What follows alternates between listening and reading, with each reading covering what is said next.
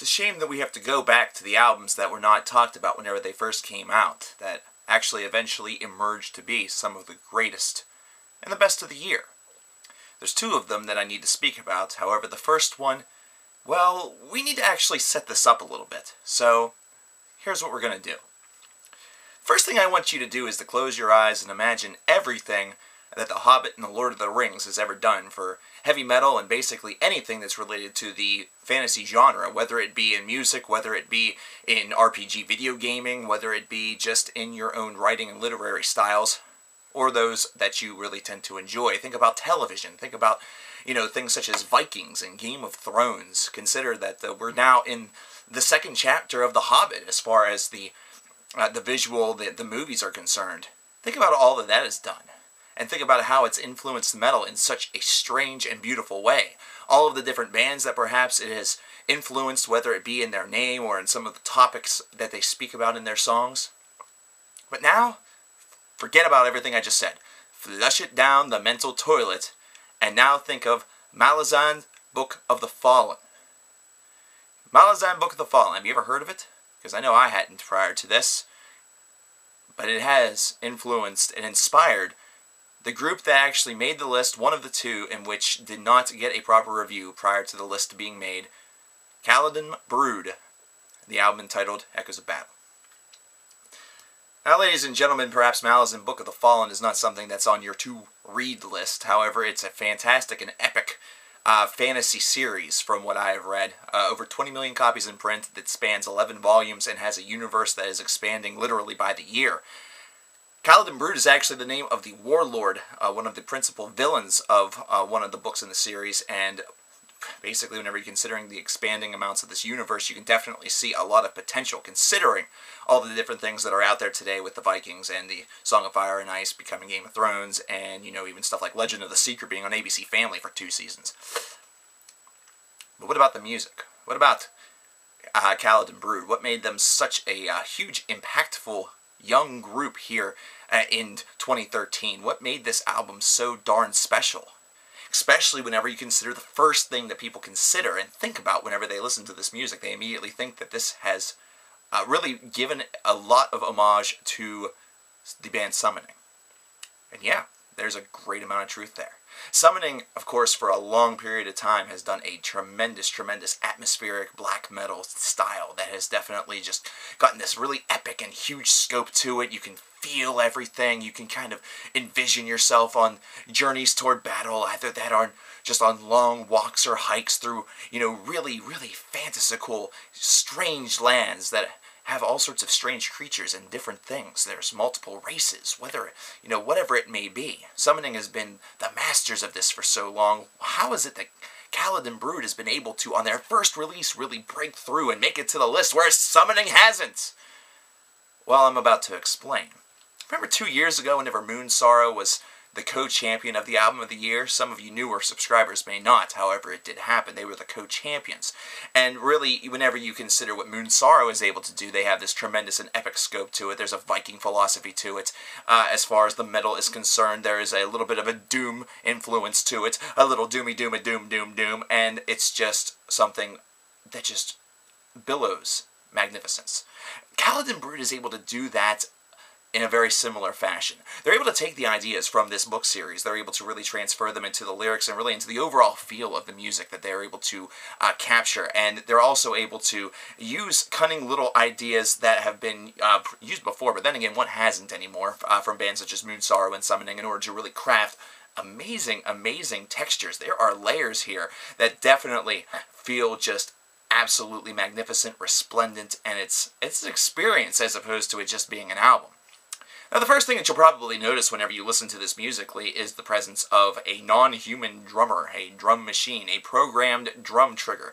And this might be something that for some of you may wave your arms and say, hey, this isn't that good, that's not a real drummer. Who gives a shit? This is actually fitting background, fitting template, something that is giving each one of these songs a carefully crafted backbone, and it is something that has been triggered and programmed very, very well in order to accurately place the songs in the directions in which they need to go. That way the instrumentalization is able to really hover in front of it and really take you on the journey in which it plans to take you on.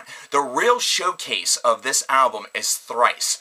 The first showcase is certainly in the keyboards. The keyboards are so expertly done right here on this release. It's just something that drives the music just as much as the drums and as some of the other things I'm about to mention do, but the keyboards just really offer a keynote little change. It really is something that's able to drive forth a certain emotion, a certain key, a certain feeling in which you're really supposed to be kind of getting from the different atmosphere in which they're granting you as the songs progress, because each individual song, there's no song here that's under 9 minutes in length, so you're going to be going through multiple movements here in which you're going to be feeling multiple different things, whether it be a battle cry or whether it be something that is more of an echo of those who have been lost.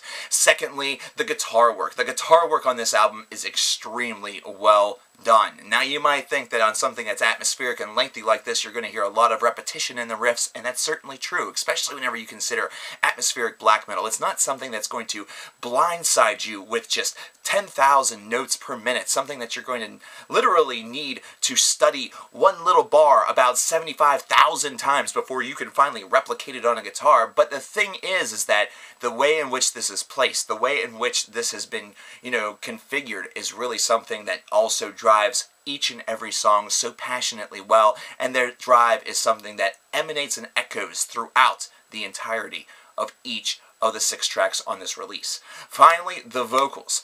There are 2 styles of vocals on this album. The one that you're going to hear most dominantly is going to be that throaty, very raspy black metal styling of vocals that really seems to really divide a lot of people. Some people really dig this, other people are not so fond of it. I myself, on this album, I really feel that it is necessary. It's something as though it's being spoken in an ancient tongue or an ancient, dialect, something that really is kind of possessing a certain power to it as each of the words on the page is being painfully rasped through and recorded onto this tome that forever will be played by those generations that come after. But then secondly, there's also times in which you hear this harmonious, very synchronized, beautiful, clean vocal that really just echoes like a battle cry. And that battle cry echo is something that, once again, is able, with all of these other aspects, to truthfully build a huge atmosphere, a sonoscape that just feels as though it touches the heavens and graces hell below, that truly is in a Middle Earth plane, but it has the expansion of literal infinity. This is a tremendous release that should not be slept on, and for this being just a debut release, you really have to give them a certain edge, considering this is not something that can easily be mastered the first time around. Now, of course, from the point of view of a reviewer such as myself, I'm going to be most interested in their second album to see if they avoid any sort of sophomore slump. However, it's going to be very difficult also to try to rise above what this album has been able to really present to all of us. Very addicting portions of this album are, and not to mention some great soloing, there's tremendous key work, all the things that I've mentioned previously, all put together in a very nice, tightly wound little yo-yo, I guess you could say, that goes down and up at the perfect speed, perfectly done. I love it. Now, is this a release that's without its flaws? Absolutely not. There is definitely some flaws on this disc. I think a lot of people will not get into this because the tracks are a little bit lengthy, but for those who really dig this style, I think they're going to find very minute traces of problem.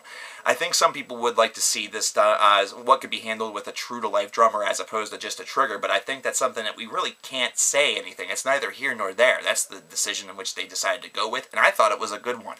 I also would love to see how they would be able to handle maybe each individual book one by one over the course of 11 albums. I would love to actually know more about this series thanks to this band. Is that necessarily a weak point? No, not at all. In fact, if anything, maybe this is going to encourage them children to read a little more, god damn it.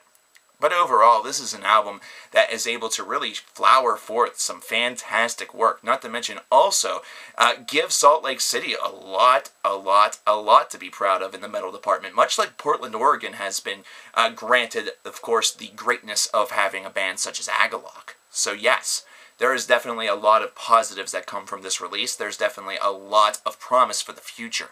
Hopefully they're able to maybe mimic this idea with their second album and only bring some new tricks to the table, something that has a little bit more of an elevation to it. Escalate it gently, and don't try to throw all of their cards right onto the table right away to the point in which they're left with no other cards to play. Overall, this is a tremendous release. I need not give it a score, considering if you watch the top 30 list, 35 rather, you know that it placed very highly. It placed within the top 20. So this is certainly one not to sleep on. I know many of you have already checked it out, and I'm actually the one that's late to the dinner party for this one. However, this is definitely a time for you to go and revisit that album, because it is truly worth every revisitation.